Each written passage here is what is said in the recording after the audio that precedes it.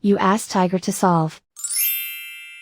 This deals with linear equations with one unknown. The final result is y equals -3. Let's solve it step by step. Group all y terms on the left side of the equation. Subtract 8y from both sides. Group like terms. Simplify the arithmetic.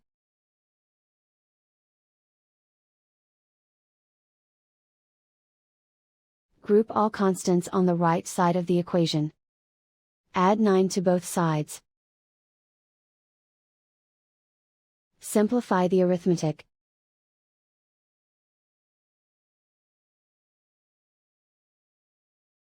Isolate the y.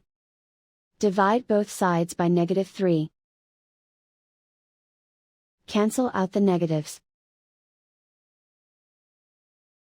Simplify the fraction.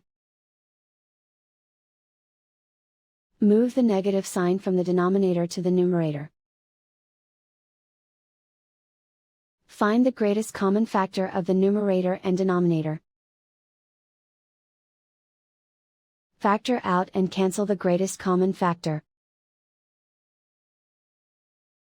And so the final result is y equals -3.